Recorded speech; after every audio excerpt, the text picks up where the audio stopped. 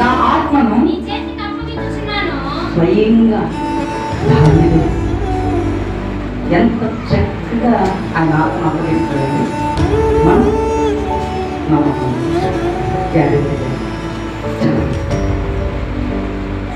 ముందు నీ శరీరాన్ని దేవుని మందిరానికి అప్పగిస్తే తర్వాత దేవుని యొక్క ఆత్మ ద్వారా దేవుని ఆత్మని ఎక్కడ నుండి వచ్చిందో అక్కడికి దేవుడు తీసుకుంటాడు. ఆ బాధ్యత నీదే. మనం ఇష్టం వచ్చినట్లు మనం బతకడం కాదు, కానీ దేవుడు మనము పుట్టిన పుట్టుకు అర్థం ఉంది.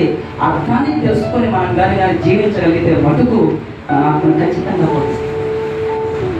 హల్లెలూయా. అందుకే సంగమా దేవుడు నీతో నాతో మాట్లాడుతున్నమాట ఒకటే, నీ ఆత్మను జాగ్రత్తగా చూసుకో. ఆత్మను ఎక్కడ అక్కడికే అప్పగించు. అది నీ బాధ్యత. యేసు